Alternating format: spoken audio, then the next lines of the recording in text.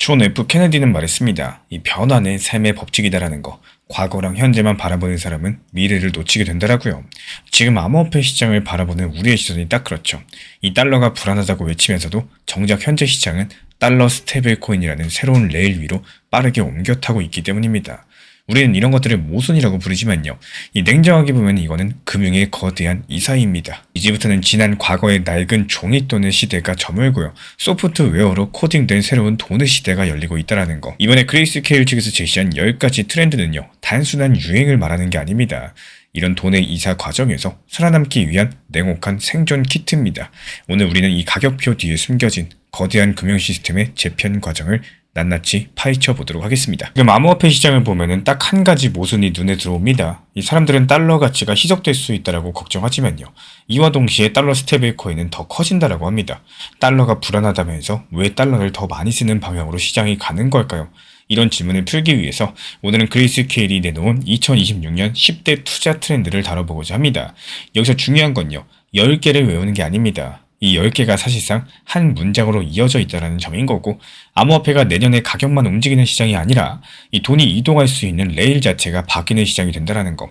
그래서 이 10개가 유행 목록이 아니라 새로운 금융 시스템의 설명서에 가깝다라고 알고 계시면 좋을 것 같습니다. 그레이스케일은 2026년을 기관의 시대라고 봅니다. 여기서 기관이라는 말은 단순하게 큰 돈이 들어온다는 뜻이 아니라 기관은 돈을 넣을 때 반드시 규정과 리스크 관리, 회계 처리, 감사의 언어로 움직인다는 거. 그러면 시장의 룰이 바뀌고 예전에는 코인이 재미있는 실험이었지만요. 이제는 보고서에 올릴 수 있는 자산으로 바뀌는 과정에 들어오게 된 겁니다. 그레이스케일이 전망을 낙관적으로 쓰는 건 사실입니다. 이 자산 운용사다 보니까 당연히 그럴 수 있죠. 근데 여기서 우리가 보셔야 되는 거는 이 전망의 온도가 아니라 전망이 잡고 있는 구조라는 거. 그레이스케일이 말하는 2026년의 두 축은 명확합니다. 한 개는 거시 환경에서 달러 가치 희석 리스크가 커지면서 이 대체 저장 수단 수요가 생긴다는 거. 또 다른 하나는 규제 명확화가 제도권 자금을 끌어들이면서 블록체인을 금융 인프라로 연결을 한다는 거예요. 그리고 여기서 다시 첫 번째 질문으로 돌아갑니다. 달러가 불안한데 왜 달러 스테이블 코인이 커진다고 하느냐? 이건 모순이 아닙니다. 달러가 불안해질수록 달러는 두 가지 방향으로 움직이게 되는데요. 한 개는 가치 저장으로서의 신뢰가 흔들리는 쪽이고, 또 다른 한 가지는 결제 단위로서의 사용성이 더 넓어지는 쪽입니다. 이 지금 스테이블 코인은 달러의 가치를 지키는 장치가 아니라요. 달러의 이동성을 극단적으로 높이는 장치입니다. 전 세계 누구나 24시간 은행 영업일과 상관없이 달러로 결제할 수 있게 만드는 소프트웨어가 바로 스테이블 코인인 거고, 이게 달러의 또 다른 생존 방식이라는 거. 그레이스케일이 지니어스 액트 이후에 스테이블 코인이 확산된다라고 말했던 이유도 바로 여기에 있습니다. 올해 7월 18일에 지니어스 액트가 실제로 법이 됐고요. 물론 발효 시점은 규정에 따라 시간이 걸릴 수 있겠지만요. 근데 법이 만들어졌다는 사실 자체가 시장에 엄청난 메시지를 준다라는 거. 이제 스테이블 코인은 불법과 합법의 회색지대가 아니라 규정 안에서 굴릴 수 있는 결제 부품이 된다는 메시지입니다. 그리고 이 메시지가 실행으로 연결되는 장면이 이미 나오고 있다는 거. 이 비자가 올해 12월 16일 미국에서 서클로 정산을 시작한다고 발표했습니다. 은행들이 비자와의 정산을 주말과 공휴일에도 블록체인으로 할 수 있게 만든다는 뜻인데요. 여기서 중요한 거는 서클이 좋다가 아닙니다. 전통 결제 네트워크가 블록체인을 실험실이 아니라 정산 레이어로 쓰기 시작했다는 거. 이게 레일이 바뀌는 순간이겠죠. 그리고 규제의 힘도 함께 움직입니다. OCC가 리플과 서클 같은 기업들의 내셔널 트러스트 뱅크 인가를 조건부 승인한 거, 제도권의 문 앞에서 서류를 통과하고 있다는 뜻인 거고, 이런 과정들이 단순하게 코인이 인정받았다 정도가 아닙니다.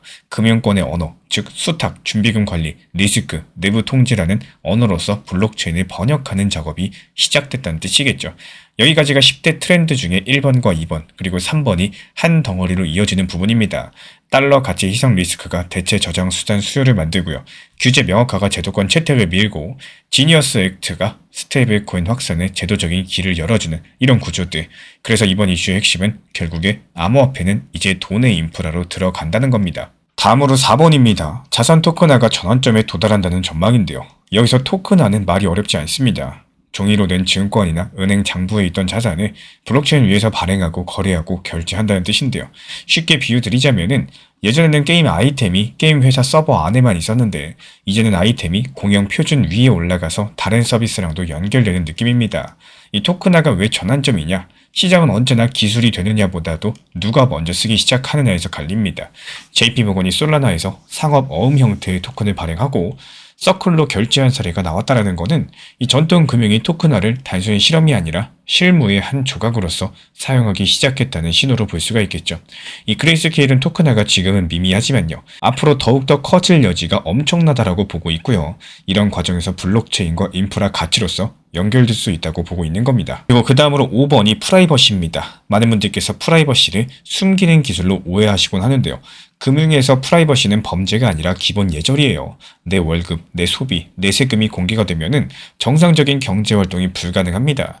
근데 블록체인은 기본이 공개입니다. 그래서 블록체인이 대중화가 될수록 프라이버시는 선택이 아니라 필수 인프라가 된다는 거. 그레이스케일이 프라이버시 솔루션 수요를 2026년 테마로 둔 이유가 바로 이겁니다. 6번은 AI 인공지능입니다. 여기에서도 핵심은 유행이 아니라 권력 구조인데요. AI가 소수 기업에 집중되면은 신뢰랑 편향, 소유권 문제가 커질 수밖에 없겠죠. 누가 데이터를 갖고, 누가 모델을 통제하고, 누가 결제를 지배하느냐가 쟁점이 되는 거고, 그레이스케일은 블록체인이 이 문제에 대한 대안 부품을 제공할 수 있다고 바라보고 있어요. 인간 인증, 지식재산 축적, 그리고 아주 작은 결제를 실시간으로 처리하는 이런 레이어 같은 것들입니다. 결국에 AI 경제가 커질수록 마이크로 결제랑 정산이 더 중요해지는데 이런 지점에서 스테이블코인과 블록체인 인프라가 더 붙을 수밖에 없다는 거. 이어서 7번은 디파이, 특히 대출 중심의 성장입니다. 디파이를 단순하게 은행 없이 돈 빌리는 것으로만 보면은 반쪽인데요. 이 디파이의 본질은 금융 기능을 코드로 만들고 담보랑 청산을 자동화해서 24시간 시장을 돌리는 시스템입니다. 이 스테이블 코인이 커질수록 디파이 대출은 더 커질 수밖에 없겠죠. 연료가 늘어나니까요. 그레이스케일이 2025년에 디파이 대출이 성장했고 2026년에도 그 흐름이 이어질 수 있다라고 보는 이유가 바로 여기에 있습니다. 8번은 차세대 인프라입니다. 이 대중 상용화가 오게 되면은 트랜지션이 늘어나고 수수료랑 속도가 문제가 됩니다. 이때 누가 더 싸고 빠르냐만이 아니라 누가 개발자랑 사용자 경험을 묶어서 생태계를 만들 수 있느냐가 중요해지는데요. 그래서 차세대 체인과 레이어가 다시 주목받는다는 전망이 나와주고 있는 거고, 이어서 9번은 지속 가능한 수익 모델입니다. 여기서 그레이스케일이 던진 메시지는 차갑고 현실적인데요. 기관은 이야기보다 숫자를 봅니다. 사용자가 늘고 거래가 늘고 수수료가 쌓이는 이런 구조가 있는지 바라봅니다.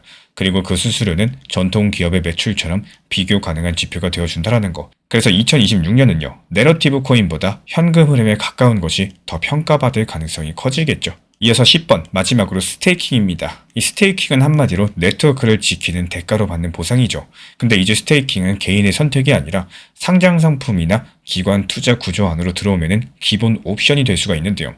그레이스케일은 올해 2025년부터 스테이킹 관련된 정책 변화가 있었다라고 보고 있고 다가오는 2026년에는 이런 구조가 더 확대될 수 있다라고 보고 있습니다. 여기서 투자자가 해야 될 일은 단순하게 연이율을 보는 게 아닙니다. 락업과 유동성, 슬래싱 같은 이런 위험 그리고 보상이 늘어나면은 오히려 보상률이 낮아질 수 있다는 이런 구조를 같이 보셔야 돼요. 이 리플 XRP의 가치는 가격보다 구조에서 먼저 드러납니다. 이런 흐름들을 가져가시려면은 업비트 빗썸 현물로만 차분하게 대응하는 게 가장 좋아요. 제가 정리한 기준표도 이런 관점에서 만들어졌고요. 현물 기준으로만 안내 도움 드리고 있기 때문에 관심 있으신 분들은 고정 댓글창 참고해 주시면 됩니다. 이제 리플 XRP로 돌아오겠습니다. 여기서도 핵심은 한 문장인데요. XRP는 서사가 아니라 레일에서 평가받는 자산이 되어가고 있다는 거. 리플은 RLUSD라는 이 스테이블 코인을 운영을 하고 있고 RLUSD는 준비금과 유통량을 투명성 보고 형태로 공개하고 있습니다. 또 OCC 문서상으로는 리플이 트러스트 뱅크를 통해서 RLUSD 준비 자산을 분리 관리하면서 수탁 기능을 수행하는 구조를 추진하고 있어요. 이게 XRP의 어떤 의미냐고요? 스테이블 코인이 커지면 결제의 표면은 스테이블 코인이 차지할 수가 있습니다. 하지만 그 밑에서는 늘 문제가 생깁니다. 이 서로 다른 네트워크, 서로 다른 규제 지역, 서로 다른 시간대랑 결제 관행을 연결을 해야 되는데 이 대규모 기관은 단순 전송이 아니라 유동성 관리랑 정산 확장성 그리고 리스크 한도 안에서 움직인다는 거. XRP가 진짜로 증명이 되는 거는 바로 이런 빈틈입니다.